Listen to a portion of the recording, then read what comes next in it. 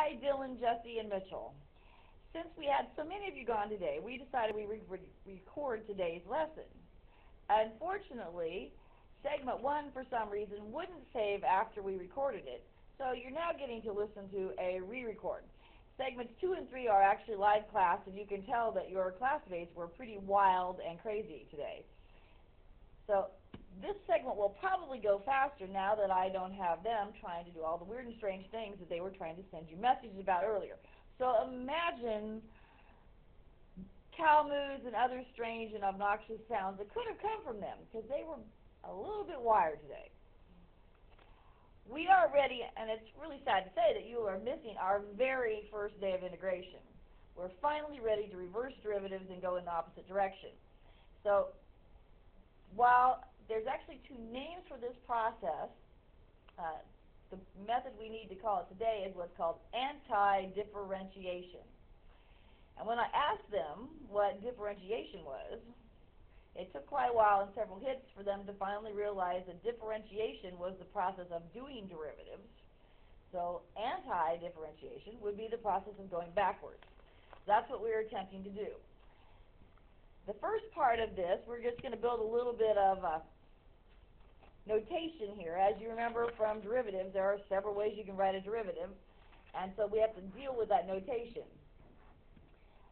We knew that back with derivatives, when we wanted to indicate a derivative, if we had y, one way to indicate derivative was to write dy over dx, and one way to indicate derivative when it was at the f of x notation was f prime of x. Well, now we are going to be trying to go backwards. We are always going to solve for what the original equation y was. And in doing that, they want the y on the left side by itself. So you will find that with all your anti-differentiation problems, or what we also call integration, the dx will be multiplied over to the right side. So you will have the derivative times dx. Consequently, when we want to go backwards, as you may recall, those of you who we did a day of this last spring, that when you want to go backwards, we put the long, lazy F symbol in front of a problem, and that is the symbol which indicates that we should go backwards. That's actually known as the integral sign, and comes from the real name of this process, which is integration. Technically, we don't call it integration until we're actually trying to find out what it tells us about a graph. For example, we know derivatives are the slope of a line tangent to a curve at a given point. Well, integration is what we find when we go backwards. And I'm going to leave you in wonder and mystery for a couple days until we come up with what it actually means in terms of a graph. So technically right now we should always call this anti-differentiation, but I will probably slip up and call it integration because that's what I spend most of my time calling it.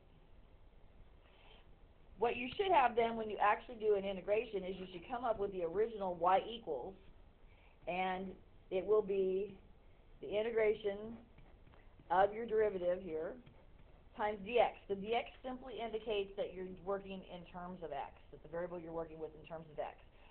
When we did a derivative, the dx appeared. When we go back, the dx simply disappears again. So let me give you a really sweet and short example here. Now your classmates jumped right on this one immediately. I didn't have to even give any hints. I asked them to take this one and go backwards, and they immediately said, well, okay, you know the power has to go up 1, so they said it's got to be an x squared, and then you need to divide by that power, because in derivatives we did exactly the opposite. We multiplied by the power, we subtracted 1 from the power, so now we reverse it, we add 1 to the power and divide. And if I do that to the 9x squared, that would make it become 9x cubed, and then I would end up dividing by that new power of 3. Now the other thing you have to remember to do when you're going backwards, that is really easy to forget, and you may, Dylan and Jesse may be sitting there going, yeah, I remember you have to put plus c on it. Because when you do a derivative, the derivative of a constant number becomes 0. So we never know when we go backwards, there might have been a constant number there whose derivative became 0. So you will be adding a plus c to the end of all your problems. And of course, then you need to simplify it. So simplified, we would have 2x squared, 2x squared plus 3x cubed plus c. And that would be the new equation for what y equals. What you have just discovered is what's known as the power rule for integrals. And the power rule for integrals simply spells out how to deal with powers. If you remember, we had, of course, the power rule for derivatives. So in our case, the power rule for integrals simply says that if you are trying to do x to any n power, you simply add 1 to the power, which would make it n plus 1, divide by that power, and of course add a plus c on it. Nothing too terribly fancy about the power rule. Hopefully you figured out the new power rule when you were doing the extra credit on your test the other day. Now let's try an actual problem here. And this one has quite a variety of pieces to it because I wanted you to see different situations that you might have to set up.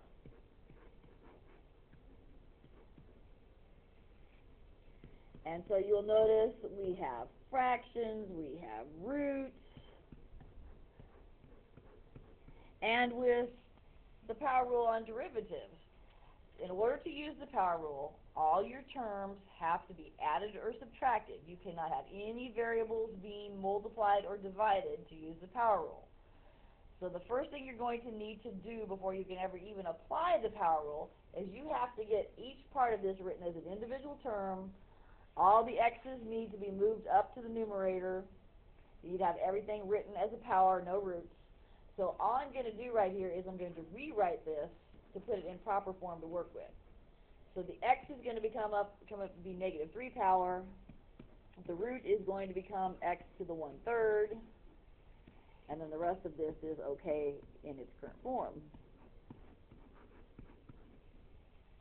Now that you have individual terms all moved to the top, then you can apply the power rule. So if I add 1 to the power, that would be negative 2, divide by the power. I'll come back and simplify in a minute. Okay, fraction powers. There's a shortcut to these. If you add 1 to the power, you're going to get 4/3. Technically, you should divide by 4/3. But who wants to divide by a fraction? That's icky. So instead of dividing by fractions, we know we're going to have to multiply by the reciprocal anyhow. Simply cancel it out, and it's easier if you just multiply by the reciprocal 3/4. Then we'll come back and simplify that one also in a moment. Okay. On the next one, if I add 1 to the power, that's going to give me 8/5.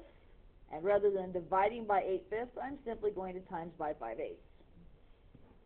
And now, last but not least, if I integrate 7, technically that's x to the 0, so it actually had to have been 7x to the 1st when we started. And of course, you can't forget plus c.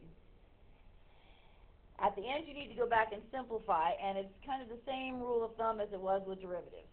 If you started with positive powers, you need to end your problem with positive powers. If they gave you negative powers to start with, then you can leave negative powers in your answer. In this case, we had all positive powers, so I need to move some things back to the bottom. You do not have to put things back in roots, though. You can just leave them as a rational exponent. So on this first one, the 2's are going to cancel, so I'm actually going to end up with negative 1 over x squared. On the next one, the 4's are going to cancel, so I'm going to have 3x to the 4/3. Then the minus 5/8x to the 8/5 plus 7x plus c. And there would be my final solution. Now, it's amazing that I just completed this segment in 9 minutes, where it just took me 15 minutes with the class at hand. So you can tell how much they were slowing things down. Hope you're all feeling better, and we'll hope to see you back at school soon. I will be posting all the notes, and in case you don't have your books at home, I'm going to post the actual textbook pages as well in case you want to work on your homework. Don't hesitate to send me a text message or make a phone call if you got a question. Hope to see you soon.